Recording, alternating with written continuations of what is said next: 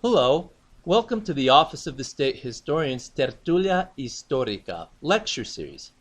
I'm Rob Martinez, State Historian of New Mexico.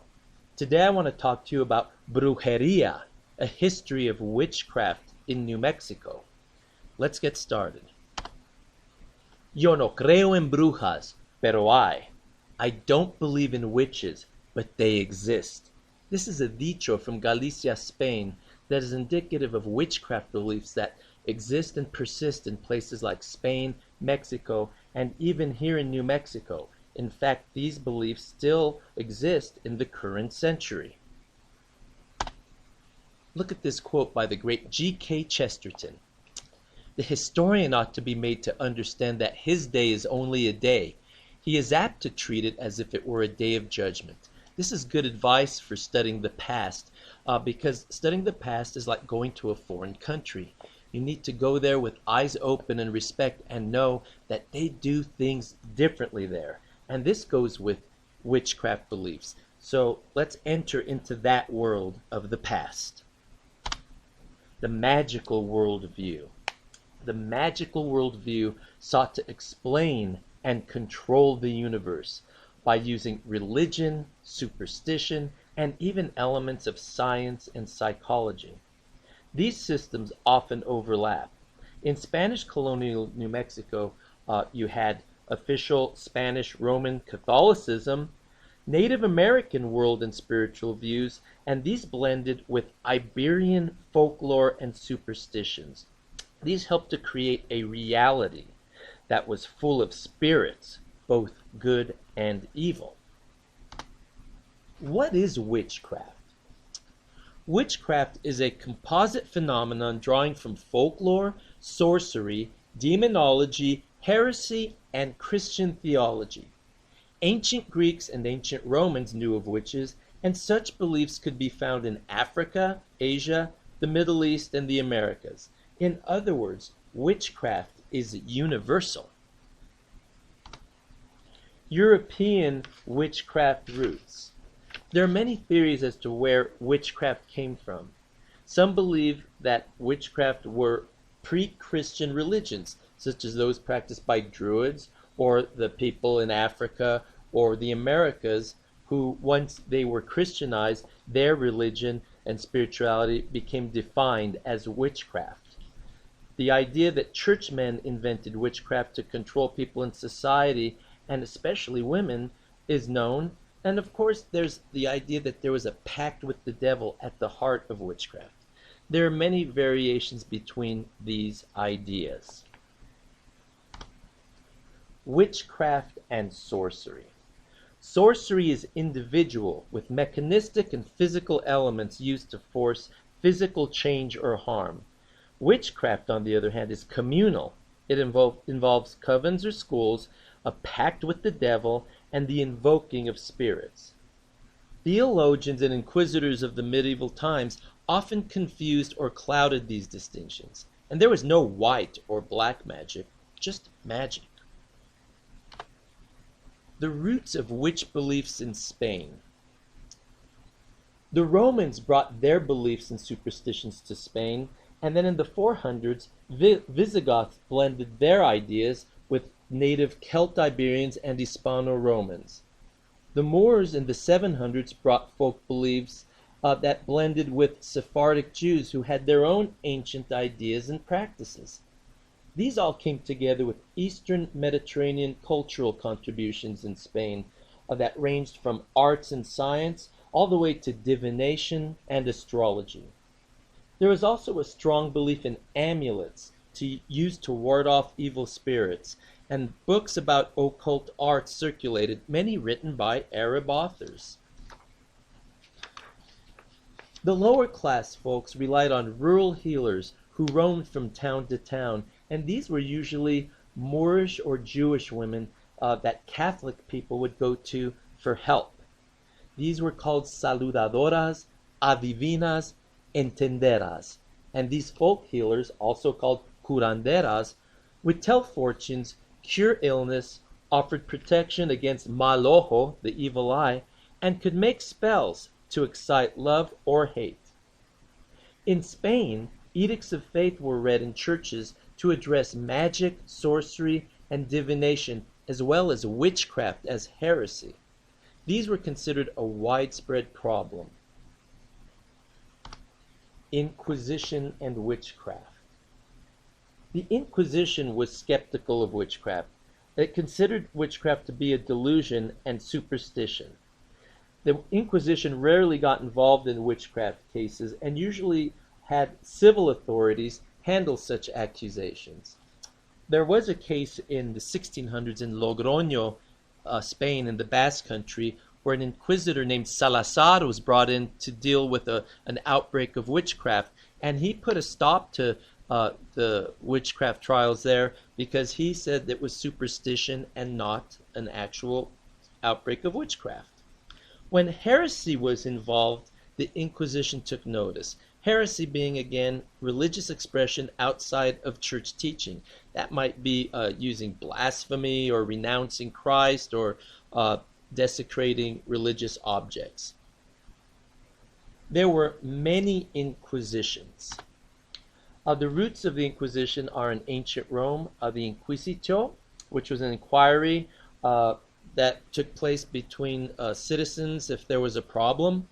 By 1215, at the Fourth Lateran Council, we had the Bishops' Inquisition, which was used to handle the Cathars in southern France.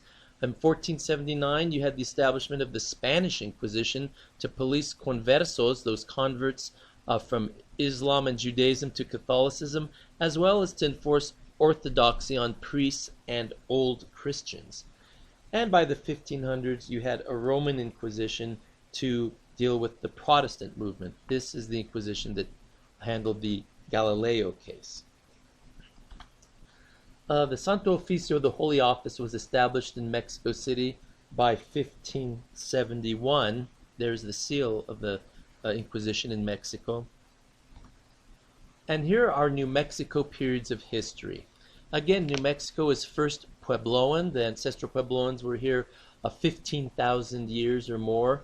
The Spanish period is 1598 to 1821. Our Mexican period, 1821 to 1846. Then we were U.S. territory from about 1850 to 1912, and then statehood, 1912 to the present.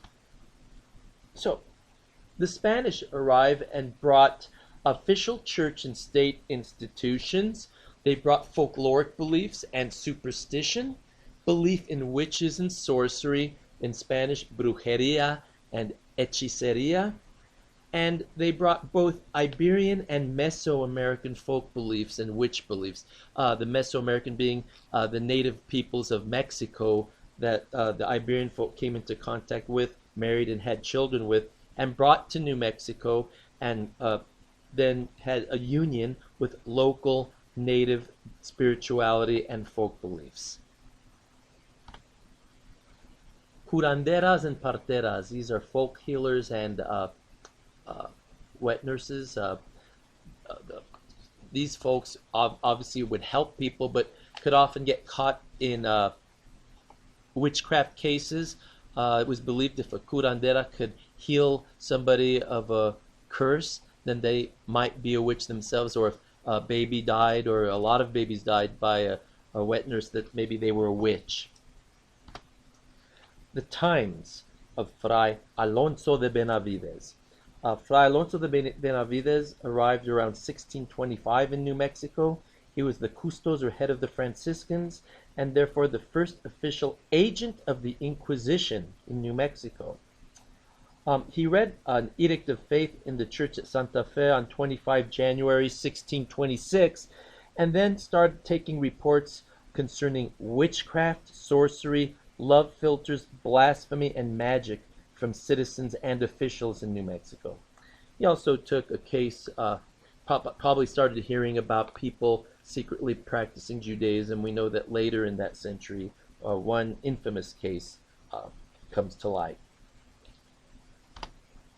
New Mexico witch cases. The strange case of María de Zamora. This took place in 1607 at San Gabriel, New Mexico. That would be near present-day Pueblo of Oqueahuingue. And this was before there was a Santa Fe. Maria de Zamora was a wife of colonist Bartolomé de Montoya, a Spaniard from Cantiana, Spain.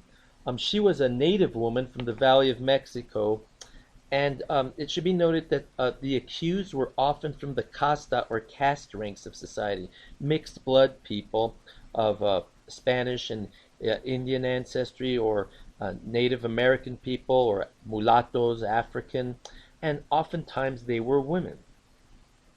So Maria's daughter, Lucia, was the wife of Diego Robledo, and she accused Maria, her mother, of witchcraft and sorcery. Lucia told Diego that she had a powder given to her by her mother in order to poison him. This would be sorcery, and the powder would supposedly induce an illness that would infect his bladder and kill him. Lucia claimed her mother would enter a chamber and use certain natural elements and would chant in a language unknown to her, possibly her native language, and invoke the name of Satan, offering a finger for the demon to appear. This could be interpreted as a pact with the devil. Lucia said that a pounding would come from a wall, and a small creature, usually a goat or a pig, would appear, and Maria would ride it. This has elements that are a classic witch tale from Spain. There's also love magic involved, and there was an accusation that peyote was used and abused in order to invoke these visions.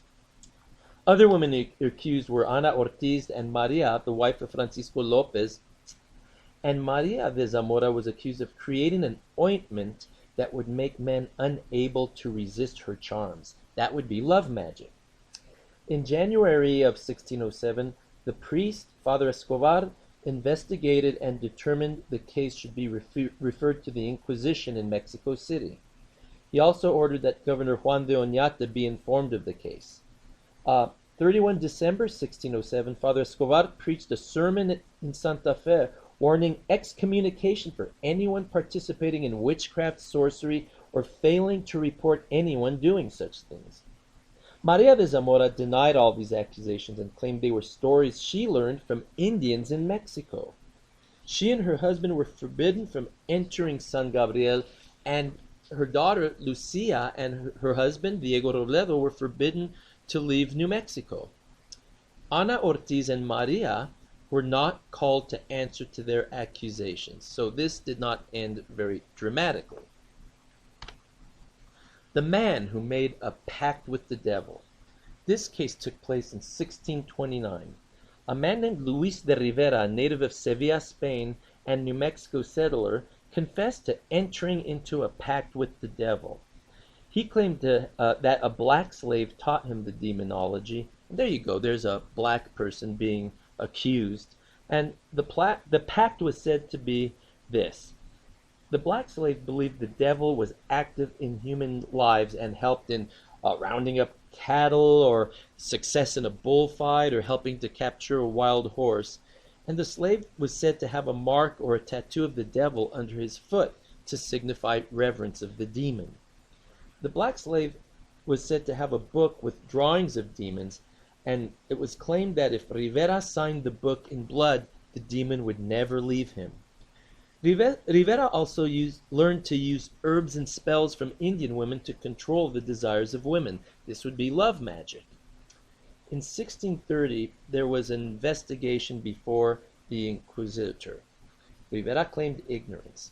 He did not cut himself off from the church, he claimed, and prayed the Pater Noster, the Our Father, and the Ave Maria regularly.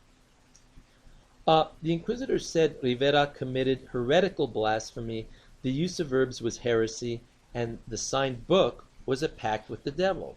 So it seemed that Luis de Rivera was clearly guilty of practicing witchcraft. However, he got off easy.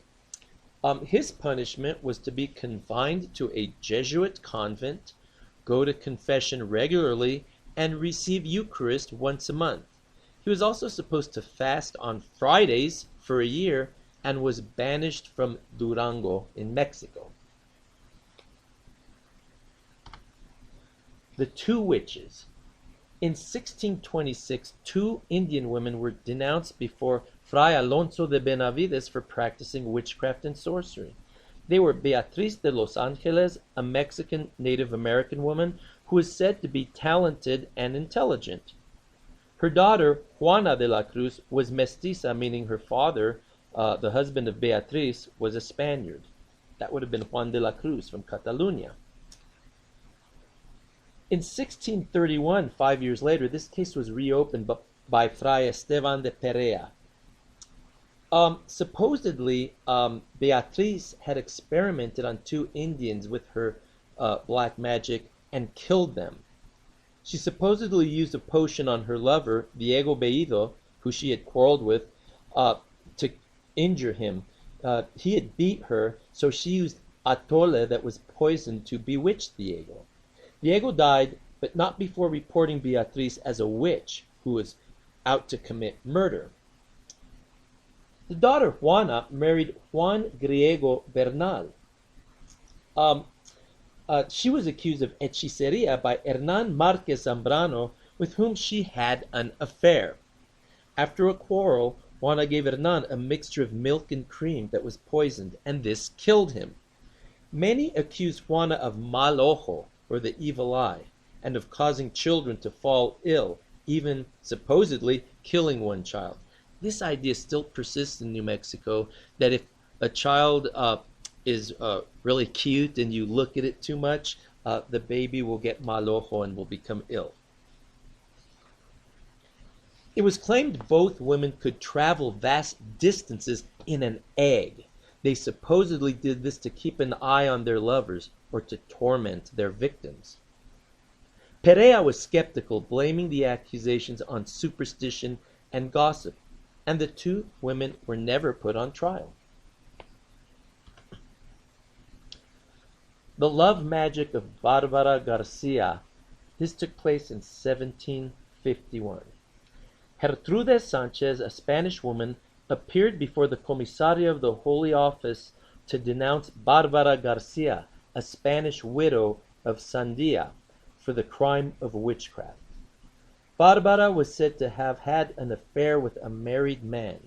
Her friend, Catarina Gutierrez, another Spanish woman, supposedly told Bárbara to get hair from the head of her lover and bind it in her belt or sash to control his passions. Now, this Bárbara Garcia looks like she was Bárbara Garcia Jurado, the second wife of Luis Garcia de Noriega. He was a prominent citizen of Albuquerque. She was also the daughter of Ramón Garcia Jurado and Bernardina Hurtado. In 1771 at San Felipe, Pedro Antonio Gallegos, one of my ancestors, married María Margarita Garcia, and their daughter was she was the daughter of Bárbara Garcia Hurtado and an unknown father. This points to her, María Margarita, being the daughter of Bárbara Garcia and the unknown married man. Now, Catarina Gutierrez was a Spanish widow and was said to be experienced in such things such as sorcery and love magic. She had denounced Fray Agustín de Iniesta, a priest, and a colonist to New Mexico, Diego Vázquez Borrego from Zacatecas, had 2 sons out of wedlock in New Mexico. One, Diego Vázquez Borrego, married Juliana Gurule. They had a daughter, María Guadalupe, baptized at Santa Clara in 1780, and her paternal grandparents were listed as Diego and Catalina Gutierrez. So it looks like she was working her love magic on a lot of different people. The result of this case is that Bárbara saw the pain she was causing her lover's wife and therefore burned the ligature with the man's hair. She told the man to return to his wife, and she broke off the adulterous affair. Bárbara renounced her hexing ways and returned to the ways of Catholicism. Catarina seemed to be a little bit more obstinate, claiming to be Fray Iniesta's lover and having children by him, as well as claiming he was in an illicit relationship with a married woman. Fray Juan José Toledo and the Devil. This is the 1760s New Mexico. Look at this quote. In the year 1764, some women possessed by the devil broke loose in this kingdom. This was written by Fray Francisco Atanasio Dominguez in 1777 when he was visiting New Mexico to do a report on the area. This is a prayer recited by elder residents of Abiquiu, New Mexico. Cuatro esquinas tiene mi casa, cuatro ángeles que la adoran. Lucas, Marcos, Juan y Mateo, ni brujas ni hechiceras, ni hombre malhechor. En el nombre del Padre y el Hijo y el Espíritu Santo. Amen. Here's a translation. My house has 4 corners. 4 angels adore it. Luke, Mark, John, and Matthew, neither witches or sorcerers, nor evil-doing man, in the name of the Father, the Son, and the Holy Spirit. Amen. Here's a photo of people from Zamora, New Mexico, actually, but these folks have roots in Abiquiu, as well as places like Santa Cruz, Taos, and Santa Fe.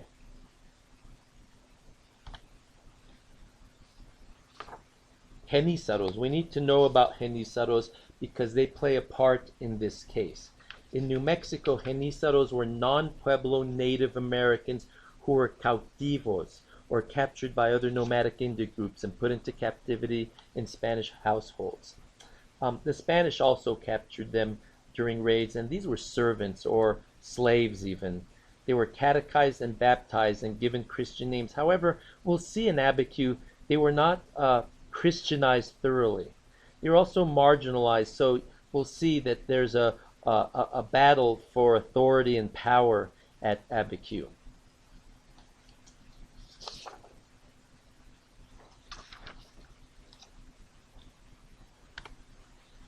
Abiquiu. Abiquiu was originally a Hispano settlement in the mid-1740s that was abandoned in 1747 because it was a dangerous place to live. It was resettled in the 1750s with Genízaro Indians, but also Spanish families. So there is probably some tension there between these communities. So let's talk about Abiquiu witches and the witch ways of these people according to Toledo. In 1760, Fray Juan José Toledo wrote a letter to the governor of New Mexico complaining of an epidemic of deaths at Abiquiu supposedly connected to sorcery and witchcraft. Toledo was baptized in Mexico City in 1715, the son of Manuel de Toledo and Paula Mejía de Vera. He professed as a Franciscan in 1732 and arrived in New Mexico in 1743. Toledo, along with a genízaro named Joaquín el Descubridor, discovered a network of sorcerers, both men and women, operating in the pueblo of Abiquiu. Toledo lamented the spiritual state of the pueblo and the sacrilege he witnessed there. He expressed concern that some of the people had entered into a pact with the devil and described the problem as sorcery. Now, according to Toledo, and he got these ideas from a book he had, these witches could cause disordered love, impotence, they could excite the senses and cast spells.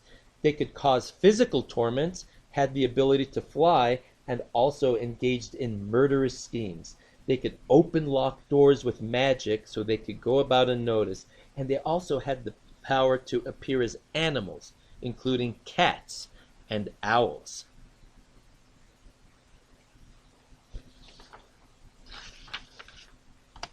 Real and false sorcerers, according to Toledo.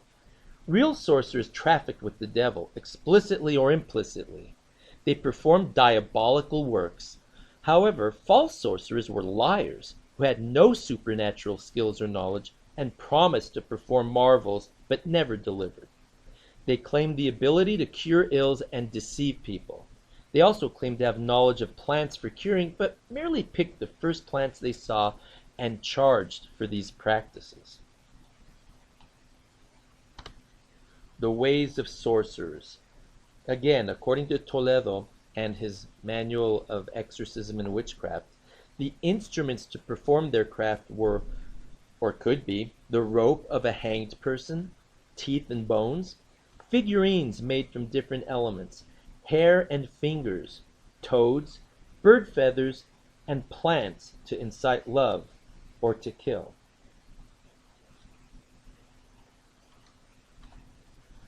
The accused sorcerers at Abiquiu included the leader of these sorcerers, Miguel Ontiveros el Cojo, Agustin Tagle, Atole Caliente, La Come Gallinas. These two were women.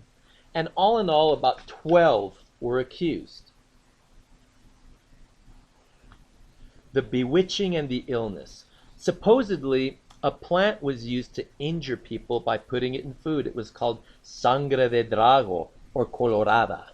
This caused sharp pain in the intestines, acute thirst, and anxiety. The victim felt movements in their stomach and experienced fever, thirst, insomnia, and the drying up of bones. Before death, the victim's teeth blackened, and once dead, blood would burst forth from the mouth and nose, and their innards would spill out.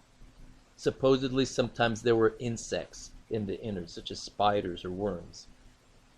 Even the priest Toledo was afflicted and had to be cured by an Indian curandera. The exorcisms at Abiquiu. One of the results of this outbreak of sorcery and witchcraft was that 5 young women were supposedly possessed by evil spirits at Abiquiu.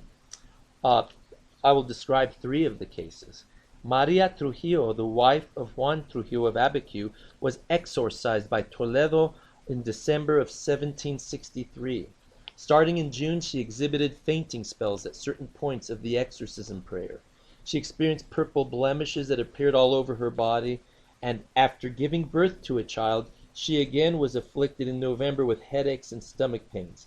Extreme melancholy followed, and heavy sleep at Mass. I'm not sure if that is a commentary on Toledo's sermons. On 14 December, she fainted, then went into extreme fits of fury and violence, exhausting herself with unnatural strength. Toledo resorted to exorcism on 18 December. Francisca Varela was a young maiden, poor and cloistered, 18 years old. Once, when she was getting water, she felt a strange movement inside her and then ran home. She was startled by the sound of a pig, but she could not see the animal. Inside her house, she began to grind corn and was seized by a tingling sensation. She felt a presence and was filled with anxiety.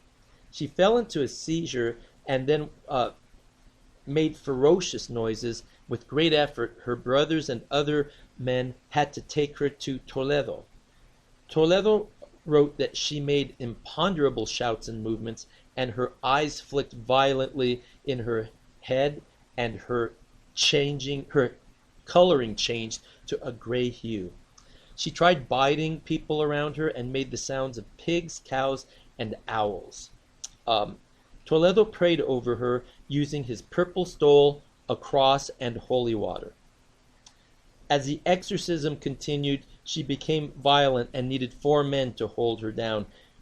Toledo reported that she howled like the Indians of this land are accustomed to. His words. The aftermath of this spiritual battle between Toledo and Miguel Ontiveros, which one could argue is also a social and political battle. What happened was the sorcerers were jailed and forced to work for Hispano families or in obrajes. The Inquisition got the case and determined that these people were not witches or sorcerers. Rather, they were poorly Christianized, and that the priests needed to learn the native language in order to better Christianize them. The report said that there was idolatry and heresy present, but there were no executions. In fact, during the exorcisms, the supposed spirits accused up to 178 people in New Mexico and Sonora of being witches, but the Inquisition dismissed that saying very cleverly, I think, that the Inquisition would not consider accusations made by evil spirits because they are liars. Again, no executions at Abiquiu. Again, here we go. I forgot this slide. 178 people were accused of witchcraft by the so-called invading spirits. And supposedly the so-called invading spirits were calmed by Toledo.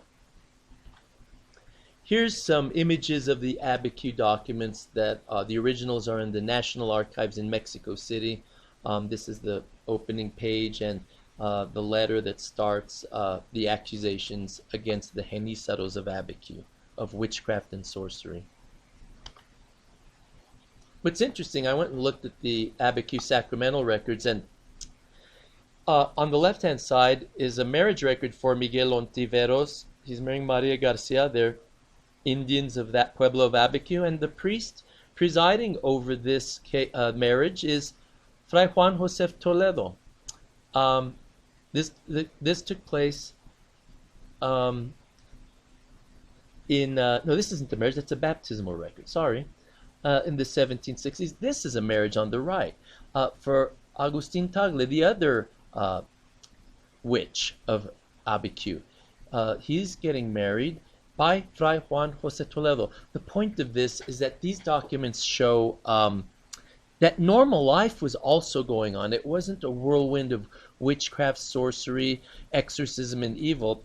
Rather, these were obviously things that were somewhat normal in Spanish colonial New Mexico. However, it did get serious enough to be sent to the Inquisition. The fate of the Inquisition. By the 1800s, the Inquisition was more concerned with subversive literature infiltrating the Spanish realms, coming from places like Louisiana and the United States. Prescribed books were known to be in New Mexico, and Fray Josef de la Prada was aware and kept an eye. What happened was in the Spanish realms, they did not want Enlightenment books that inspired revolutions in places like the United States or France to come into their territories. As late as 1817, the Holy Office was still policing revolutionary literature from New Orleans, St. Louis, and far away in Philadelphia. By 1820, the Inquisition ceased operation in the Spanish realms. We become Mexican in 1821, and look at this. In 1822, there's still witchcraft cases in New Mexico. Gaspar Ortiz accused a Indian of Nambe of being a witch and poisoning one of his family members. But this case obviously did not go too far. This is one half page of a document that declared that the offending witchcraft was dealt with when the ligature was found and destroyed. The ligature used to supposedly bewitch a relative of Gaspar Ortiz. So this is a lingering legacy we have here. Those who have taken root here and their progeny speak Spanish in the manner described with regard to the Santa Fe Genízaros, for they all come from the same source, and these were taken for this pueblo. There is nothing to say about their customs, for in view of their great weakness, it will be understood they are examples of what happens when idleness becomes the den of evil. Again, Fray Atanasio Dominguez, 1777. Under Mexican rule, open belief in witches persisted. Accusations to church and civil authorities continued for the 25 years of Mexican rule. Again, the 1822 case of Gaspar Ortiz and the Nambe witch. With U.S. occupation came different perspectives from civil and religious authorities. Witch beliefs were relegated to the realm of folklore and superstition. Obviously, stories like La Llorona and El Hombre Sapo, or the Toad Man, persist in northern New Mexico, as well as other parts of the state. Modern worldviews of these beliefs are skeptical, such as superstition and delusion, and are viewed much as the Inquisition viewed these things. And yet, even when I was growing up, I was told stories in places like Zamora. If we were going to walk to the store, don't go to that house, a bruja lives there. And I even heard an older relative once say, "I heard this story from my abuelo, and though I've never seen a witch myself, nor do I believe in witches, this is exactly what happened." So, there you go. These ideas are still with us. We still hear stories. When I was a kid in Albuquerque or visiting places like Las Vegas or Mora, we would be told that the old people would say, if they were walking along a road and they saw an owl, they would tell it, "Mañana vengas por sal." And that means that the next day, if somebody knocked on your door asking for salt, that person was a witch. The end. Thank you for listening to me.